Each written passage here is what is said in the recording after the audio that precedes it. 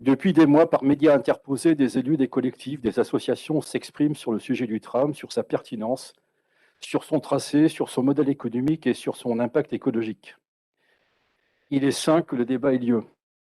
Chacun a le droit d'avoir son opinion et de la faire connaître sur un sujet aussi important que celui du tram, en particulier d'une manière plus générale sur celui des mobilités au sein de la métropole. Tous les grands projets d'aménagement structurants suscitent de l'intérêt. Ils sont porteurs donc de débats et d'échanges. Or, aujourd'hui, un retard préjudiciable a été pris pour poursuivre le développement du réseau de transport en commun de l'agglomération Tourangelle. Pour mémoire, c'est du 18 avril au 8 juin 2018 que fut organisée la concertation publique sur la deuxième ligne de tram.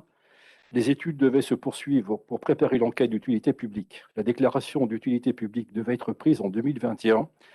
Les prévisions de démarrage des travaux en 2022 pour une mise en service en 2025. Par ailleurs, par délibération du 17 décembre 2018, les élus métropolitains, suite à une concertation, tirent divers enseignements dont le besoin de desservir Saint-Pierre-des-Corps. Ainsi, la métropole décide, j'ouvre les guillemets, de produire des études complémentaires dès 2019 pour la conception d'une ligne tramway avec deux branches vers Saint-Pierre et Saint-Cyr et d'engager des études pour la constitution d'un dossier d'enquête publique pour l'ensemble du projet, et donc notamment pour la desserte de Saint-Pierre-des-Corps.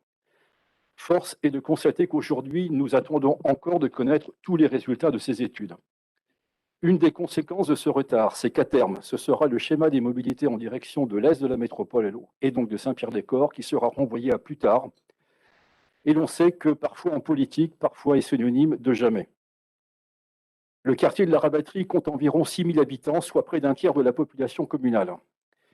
Il est classé quartier prioritaire d'intérêt régional et c'est l'un des plus importants de la métropole. Ce quartier de la Rabatterie rencontre des difficultés sociales importantes. La Rabatterie compte par ailleurs près de 60% des logements sociaux de la ville. Le taux de chômage frôle les 24% alors que la moyenne nationale est descendue en dessous des 10%. L'accès aux services publics, aux soins, à la culture, au sport, à l'emploi, à l'insertion passe par un égal accès au réseau des mobilités en direction du cœur de la métropole. Or, aujourd'hui, le quartier de la Rabatterie, riche de ses talents, est condamné à attendre un hypothétique désenclavement. Ce qui se joue, c'est la notion de l'équité entre les territoires et de l'équité entre les populations. Pour ces raisons, Monsieur le Président, je vous demande en tant qu'élu de Saint-Pierre-des-Corps d'engager au plus vite, sur la base des engagements de 2018, une clarification sur la question des mobilités et du tram au sein de la métropole, et notamment de celle en direction de l'Est métropolitain.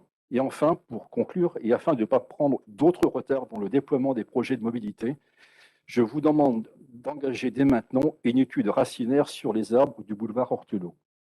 Merci.